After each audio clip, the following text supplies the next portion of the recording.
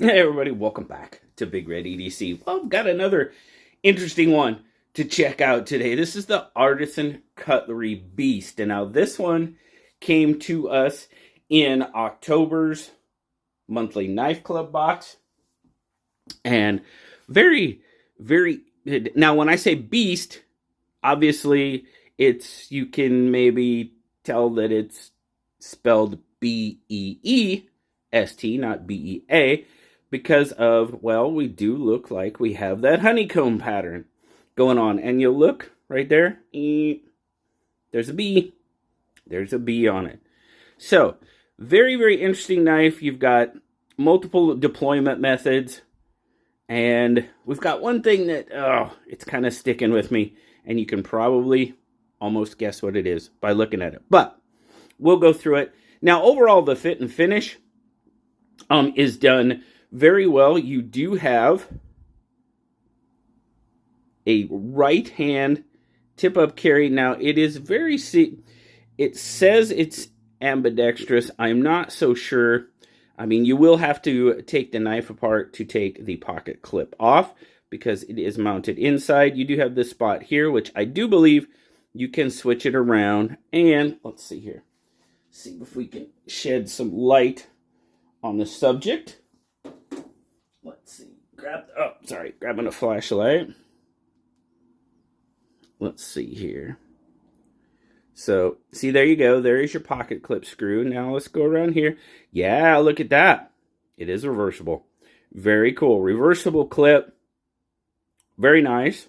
Got to give them props for that because you don't see a lot of reversible clips on titanium knives. Not a lot, sometimes. But you've got the titanium handle. You've got these carbon fiber inlays, which they do protrude just a little bit. I can kind of hook it. I can hook my nail on them, so they're not super flush. They do stand proud just a bit. Like I said, you've got the beehive marking on it, honeycomb marking on it, frame lock. You know, overall, it's been touched up pretty good. That's the only thing I can see is, those just stand a little bit proud. Maybe they're supposed to. Maybe not. We'll find out. And, of course, we've got this spot here. A little rough, but not bad. It is kind of a little rough in that relief cut, but not too bad. And centering. Centering is definitely on point. So, overall, fit and finish, not too bad. Like I said, multiple deployment methods. I mean, you got dual thumb studs. Absolutely. Opportunity to reverse flick. Absolutely. You can thumb flick as well. And it's got a front flipper, which for me is okay. But this is going to be a thumb stud reverse flick knife. If I have an opportunity to avoid the front flipper, I do. And, you can see there, it does not really protrude at the top of the knife, which is okay. So, but yeah, it's going to be a thumb stud or a reverse flip knife for me, for sure. So, blade steel, S35 VN, it's kind of a flat ground, but it's kind of they call it a drop point, so we're going to call it a drop point. It's a very small, it's got a very small clip on it, but they're calling it a drop point. You've got jimping up there. Jimping is very good. Jimping catches my thumb very, very nicely. It's sort of smaller, aggressive, but not over-aggressive jimping. Definitely works out pretty well. Dropper. Now you've kind of got to actuate. Not the most. You got to kind of push that frame lock out of your way. I don't know if the relief. I mean, the relief cut seems good, but it's just a little stiff. On the frame lock. Other than that, not too bad. Now, let's get our spec check out of the way. So, we're pretty much an 8-inch knife. Well, what do we got? 4.5 on the handle. And if you get back there, 3.5-ish on the blade, pretty much full cutting edge. And Now, how I am gripping it is like so. That's my natural grip. So I'm going to give the grip length right about 3.5. Now you see you can go forward on it, but you got to be careful. There's nothing really keeping you away from the heel of that blade, which I'll talk about here in a little bit. This is probably the most comfortable grip for me. Not ideal because I am pretty close to the heel of that blade, but if I go back for my natural grip, yeah, we're talking about those cutouts again. And this one is a little bit more elongated, and if you see, it's kind of getting that middle finger. A little bit, not bad, but that's kind of what I was alluding to earlier. There was one thing that's still kind of a little, I'm just not crazy about those square-ish cutouts. If they're the right size, you know, if they're smaller for like my index finger, okay. But when they're a little bit larger like this, it starts getting my middle finger involved, and I'm just not crazy about it. Not crazy about it. So, let's do a couple of size comparisons. So, there you go. Larger than the bug out. At 8-inch knife, that's kind of... And pretty close on the blade with the PM2. PM2's definitely got it on handle length. So overall, PM2 is larger. And we will go here. We're starting grams. 83 grams. So it's going to be fairly light. 2.9 ounces. Nice. Again, we've got a titanium clip.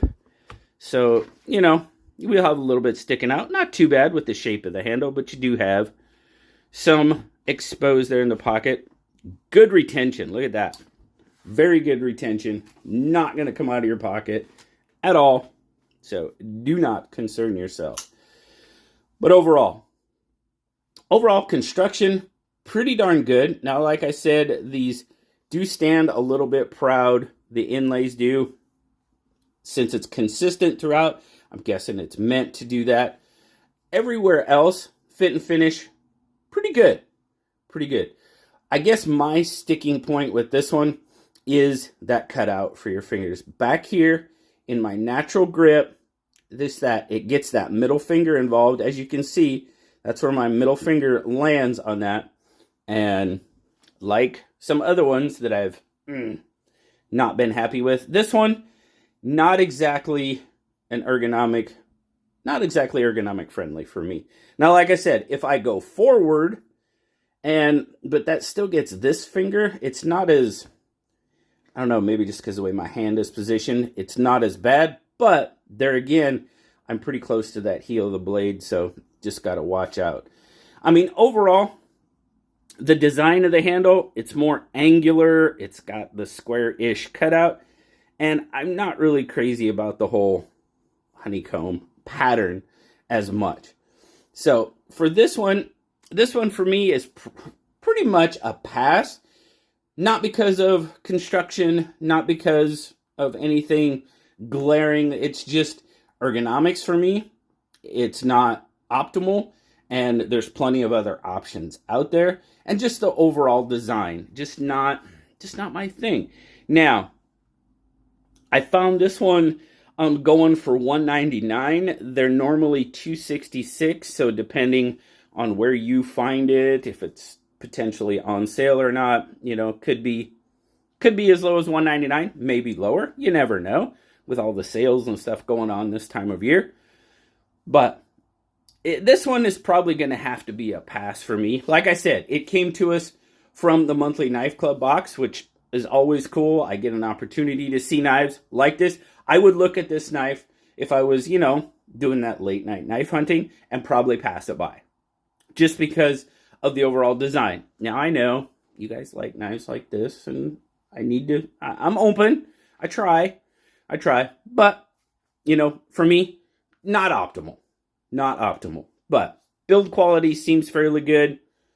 I mean, you're looking at S35 VN, blade steel, pretty good. Other than that, it's just have to be a pass for me for sure.